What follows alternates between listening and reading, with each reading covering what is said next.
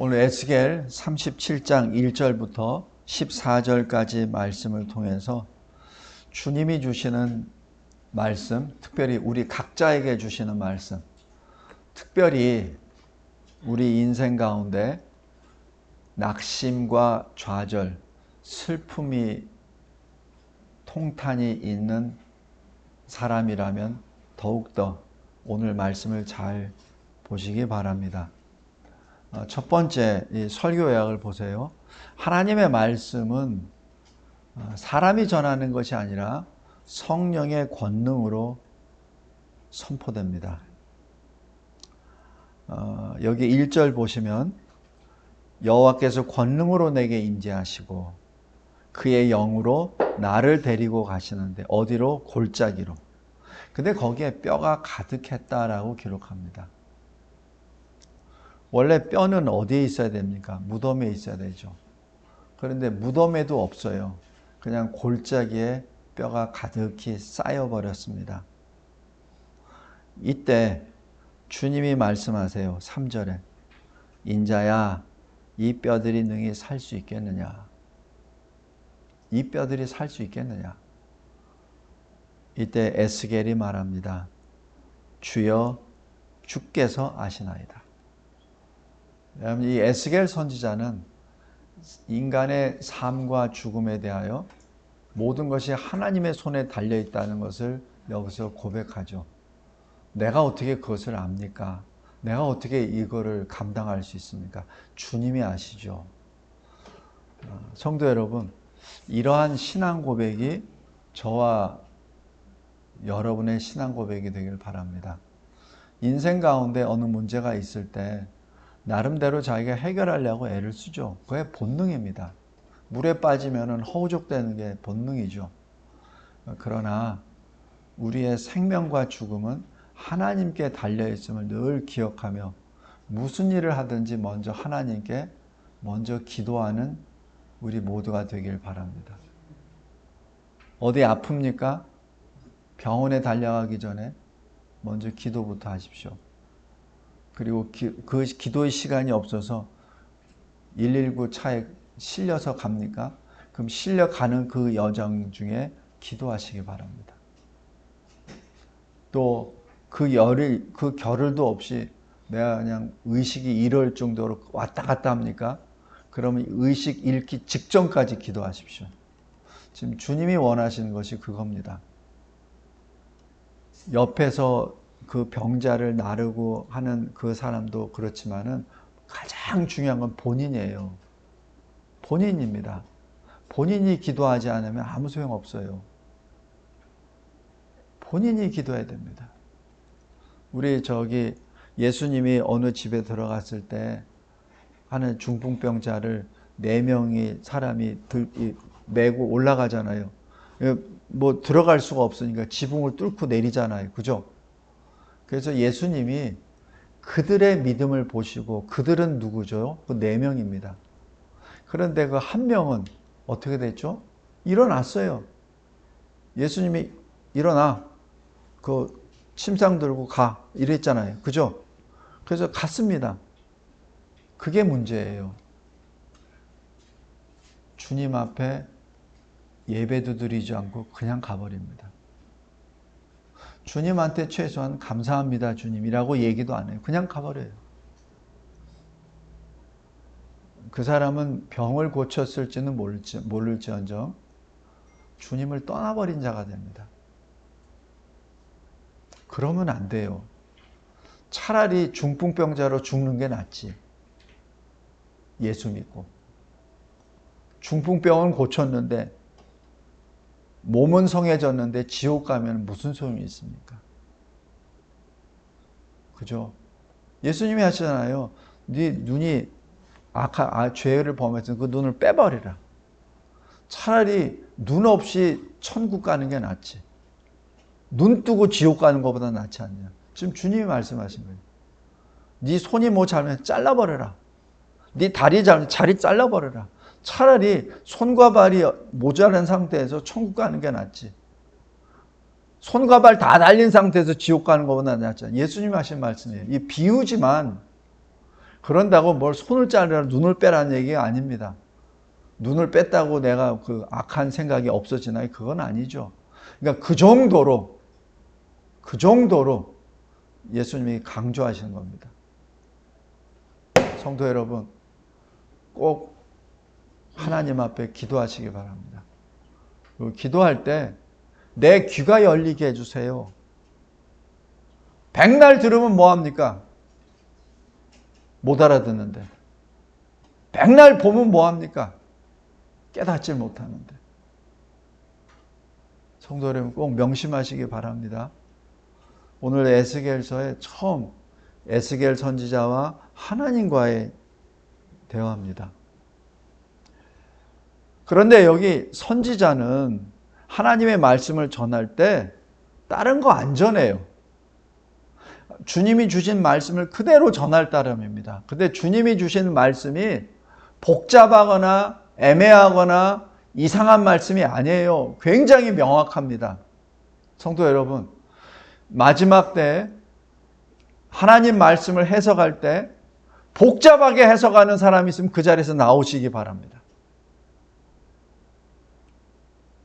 하나님 말씀은 복잡한 게 아니에요. 하나님 말씀은 분명합니다. 어느 정도 분명하냐면은 흑암에 대해서 빛이 있으라 하시면 빛이 있으신 분입니다. 바로 흑암과 빛을 구별하시는 분이 하나님이세요. 애매모호하게 빛도 아니고 흑암도 아니고 어멍뚱하게 이상한 게 아니에요. 진리는 분명합니다.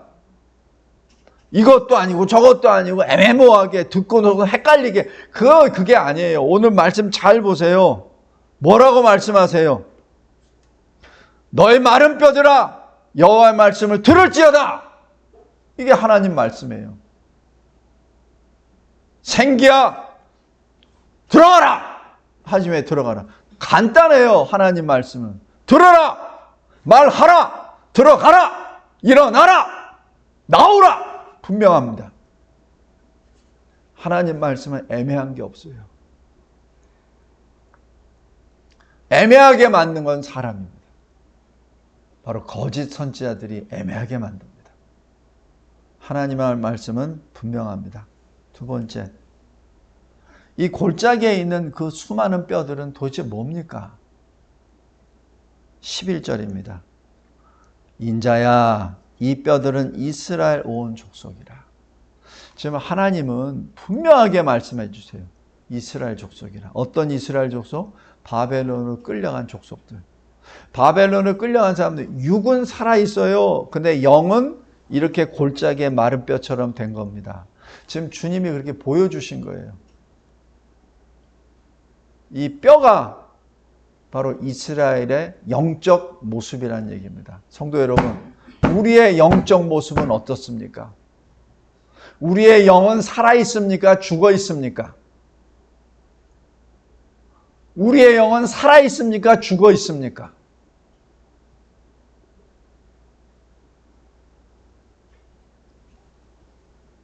죽은 뼈들이 뭐라고 하죠?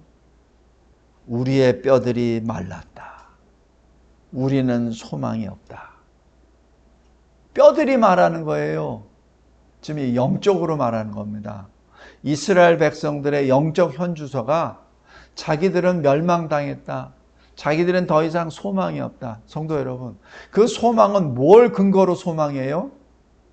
그냥 이 소망은 그냥 내가 뭘 원하고 바라고 하는 그런 위시가 아니라 이거는 소망입니다. 바라는 것의 실상 그 자체예요. 믿음입니다. 여기서 소망은 믿음을 말해요. 바로 하나님의 언약, 하나님의 언약, 아담에게 주신 언약, 노아에게 주신 언약, 아브라함에게 주신 언약, 모세에게 주신 언약, 다윗에게 주신 언약, 바로 그 언약의 실체를 말하는 거예요. 그 언약의 소망을 잃어버렸다는 얘기예요. 그에게 뭐예요? 믿음이 없다는 얘기죠. 하나님의 신실하지 않은 언약을 믿지 못하겠다는 불신의 표현이기도 합니다. 누가 말해요? 이 뼈들이.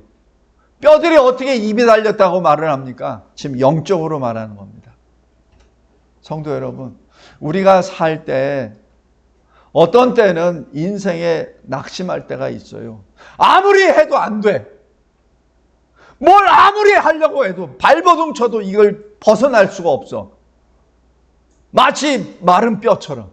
움직일 수도 없고 일어날 수도 없고 소망도 없고 힘도 없고 능력도 없고 뭐 붙잡을 데도 없고 아무 데도 없어.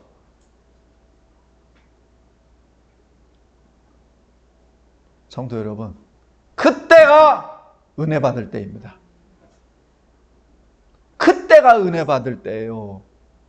내 자아가 무너져 버렸을 때, 내 자아가 처참히 짓밟혔을 때, 더 이상 내가 자력으로 일어날 수 없다는 것을 내가 인정할 때, 그때가 은혜 받을 때입니다. 그때가 나의 옛사람이 죽을 때입니다. 내 옛사람이 죽지 아니하고 새 사람이 될 수 없어요. 내 자아가 죽지 않으면 내 새 사람이 일어날 수가 없습니다. 여기 에스겔 36장 보십시오. 내 영이 36장 26절 새 영을 너희 속에 두고 새 마음을 너희에게 주되 너희 육신에서 굳은 마음을 제거하고 부드러운 마음을 줄 것이라. 이게 뭐예요? 마음이 뭡니까? 히브리어 말로 직역을 하면 심장을 말합니다. 너희 그 돌 같은 심장을 내가 떼내고 내가 뛰는 심장을 너에게 붙여주마, 그 뜻입니다. 내가 너에게 새 생명을 주겠다는 말씀이에요. 성도 여러분, 이분이 우리의 하나님이십니다. 그 하나님이 말씀하십니다. 네가 마른 뼈라는 것을 인정하느냐? 그러면 내가 너를 살려주리라. 예수님이 이 세상에 왜 오셨죠? 자기 백성을 그들의 죄로부터 구원하시기를 오셨잖아요. 예수님이 왜 오셨죠? 의인을 부르러 오셨나요? 아니에요. 죄인을 부르러 오셨지. 그 죄인이 뭐예요? 의인이 뭐죠? 의인이 의인입니까? 아니에요. 다 죄인이에요. 근데 왜 의인을 부르러 오시지 않았다 그랬죠? 자기 스스로 자기가 의인이라고 자처하는 사람을 부르러 온 것이 아니라 자기 스스로 죄인이라고 고백하는 자를 부르러 오셨다는 얘기입니다. 자기 스스로 내가 마른 뼈입니다 라고 고백하는 자에게 그들에게 새 소망을 주시기 위해 오셨다는 그 말씀입니다. 성도 여러분, 꼭 잊지 말기 바랍니다. 그것이 통과가 안 되면 내가 마른 뼈라는 것을, 내가 스스로 할 수 있는 것이 아무것도 없다는 것을 내가 처절히 주님 앞에 고백하지 아니하면 주님이 여러분에게 새 심장을 주시지 않습니다. 그러면 여러분은 매 속에서 옛사람으로 살아갑니다. 간판은 그리스도인이라고 해줘. 그런데 속사람이 변하지 아니하면 무슨 소용이 있습니까? 간판만 여기다가 예수 사람, 그리스도인이라고 붙여놓으면은 그게 그리스도인이 됩니까? 속이 바뀌어야지.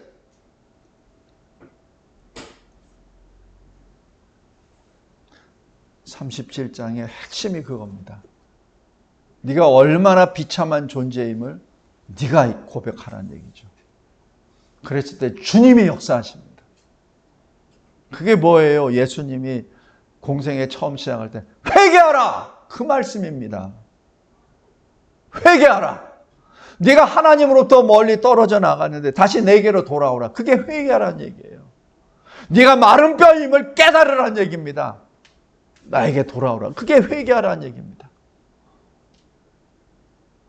성도 여러분, 회개는 인력으로 안 돼요. 후회는 인력으로 됩니다. 내가 뭘 잘못했지. 후회는 자책은 가능해요. 그러나 회개는 하나님께 돌아가는 것은 하나님의 역사입니다. 그것을 기억하시기 바랍니다. 그래서 회개를 구원에 이르는 길, 생명을 얻는 길, 그것을 회개라고 합니다. 왜냐하면 생명은 어디서 얻죠? 생명의 근원으로 가야 얻죠. 생명의 근원이 어디예요? 하나님이시잖아요.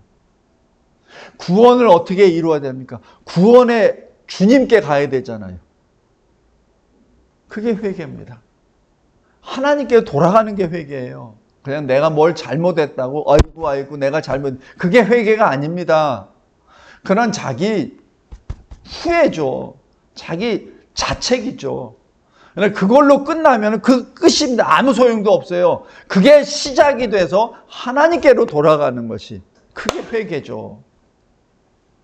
왜 하나님께 안 돌아갑니까? 왜 나의 슬픔을 하나님께 고백하지 않아요? 나 진짜 괴로워요. 왜 그것을 하나님 앞에 기도하지 아니하고 엉뚱한 짓을 합니까? 하나님이 살아계심을 입술로 고백했다면 그 살아계신 하나님 앞에 돌아가야지. 왜 자꾸 엉뚱한 짓을 합니까? 그러니까 답이 없죠. 이거 끙끙 앓죠. 소망이 없다고. 아이고 그러면서. 왜 하나님께 안 가고 사람에게 갑니까? 왜 하나님께 전능하신 하나님께 기도하지 아니하고 왜 잠시 있다가 죽어버리는 인간을 쫓아다닙니까?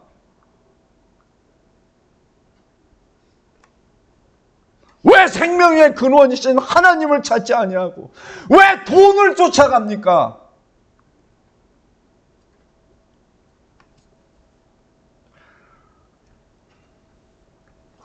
성도 여러분, 하나님은 회개하는 자, 살아난 자, 그들을 향하여 명령하십니다.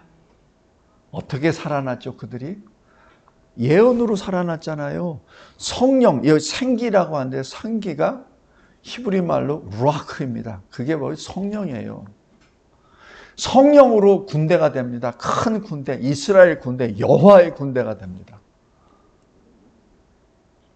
하나님은 목적이 있어서 다시 살리신 거예요. 어떤 목적?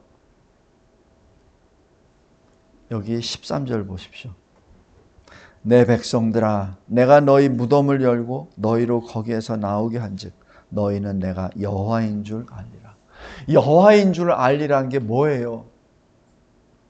하나님이 하나님인 줄 알게 됐다는 게 무슨 말입니까? 그걸 어떻게 우리가 표현을 하죠? 예배입니다. 언제 우리가 하나님이 나의 하나님이시오, 하나님이 나의 왕이심을 언제 고백하죠? 언제 공적으로 고백하죠? 그게 예배예요. 그게 예배입니다. 모세를 통해서 하나님께서 바로 앞에 서게 하시죠. 그러면서 내 백성을 내보내라라고 하시죠. 왜? 내 백성을 왜 내보내라 하냐? 광야에서 나를 섬기리라. 그들은 내 백성이니라. 그들이 광야에서 나를 섬기리라. 그 섬긴다는 그 뜻이 뭐죠? 예배입니다. 하나님의 백성이 하나님을 어떻게 섬깁니까? 창조의 하나님을 어떻게 섬겨요? 우리가 뭘 가진 게 있다고, 무슨 능력이 있다고 하나님을 섬깁니까? 전능하신 하나님인데, 하나님이 돈이 모자랍니까? 하나님이 병력이 모자랍니까? 하나님이 아니면 지혜가 모자랍니까? 그러니까 하나님을 섬겨? 하나님이 뭘 부족하니까 섬겨? 아닙니다. 하나님을 섬기는 가장 큰 것은 예배입니다. 그래서 섬기다는 헬라어 말이 예배와 똑같은 말이에요. 성도 여러분, 꼭 기억하시기 바랍니다. 하나님이 우리를 살려주신 목적은 하나님을 알고 그 안다는 공적 고백이 예배입니다. 그것이 13절 너는 내가 여호와인 줄 알리라 라고 말씀합니다. 그것이 14절에 그대로 또 나옵니다. 나 여호와가 이 일을 말하고 이룬 줄을 너희가 알리라. 내가 너희의 살아계신 하나님이요 내가 너희를 구원하신 구원의 하나님이심을 너희들이 알리라 라고 말씀하시는 거죠. 너희들을 구원해낸 목적이 바로 살아계신 하나님께 예배드리라고 하는 겁니다. 그 예배를 통하여 내가 너희의 구주요, 내가 너희의 창조주요, 내가 너희를 이끌어내준 하나님이심을, 내가 너희들의 왕임을, 더 이상은 너희들이 바벨론의 종이 아니라 나 여호와 하나님의 백성임을 나타내라 하는 명령입니다. 예배 드리라 하는 얘기입니다. 주일날 예배 드리는 것이 바로 그거예요. 어떻게 예배를 드려서 내가 하나님 앞에 하나님의 백성을 나타냅니까? 예배를 드림으로써 하나님의 백성임을 나타내죠. 내가 그리스도임을 어떻게 나타냅니까? 예배를 통해야 나타나죠. 왜 우리가 전도합니까? 교회 숫자 늘리려고요? 아니죠. 교회 전도를 해서 어떻게 해요? 전도받은 사람이 여호와 하나님의 이름을 부르면 예배 드리라고 하는 것이죠. 성도 여러분, 말씀을 맺겠습니다. 죽은 나사로를 불러내시죠. 나사로야 나오라. 주님의 말씀에 나사로가 나오죠. 그리고 나사로를 주님을 따르는 자로 만드십니다. 바벨론의 이스라엘을 건져내 주시죠. 그래서 어떻게 하시죠? 14절 잘 보세요. 내가 너희를 너희 고국 땅에 두리니. 그 고국 땅이 뭐예요? 약속의 땅이잖아요. 젖과 꿀이 흐르는 땅이잖아요. 주님이 주신 그 땅이잖아요. 조상들에게 약속하신, 아브라함에게 약속하신 그 땅이잖아요. 너희 고국 땅에 두리니 너희가 이 일을 말하고 이룬 줄을 너희가 알리라. 성도 여러분, 아까 시편 145편에 말씀드린 것처럼 성도가 성령의 전이니까 우리는 어디 가서 마음대로 우리 원하는 대로 예배드리면 돼. 거짓말입니다. 그는 모이는 것을 패하는 악인의 궤율입니다. 사탄의 궤율입니다. 모습은 거룩하게 생긴 목사처럼 보이고 그 말은 듣기 좋은 귀로 들릴지언정 그것은 사탄의 말입니다. 성도들은 스스로 모이기를 패하는 어떤 사람들과의 습관에 빠지셔서는 안 됩니다. 그날이 가까이 오면 올수록 더욱더 모이는 데 힘써야 됩니다. 그래서 매일 하나님께 드리는 예배를 빼앗기지 말기 바랍니다. 주님이 우리에게 주신 은혜의 선물, 믿음을 빼앗기지 말기 바랍니다. 우리 계시록 4장 한번 보세요.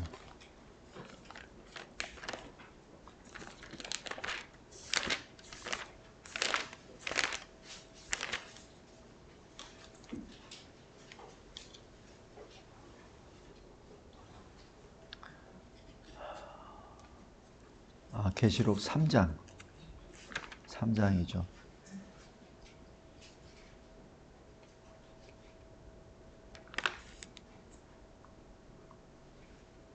음, 3장 11절입니다.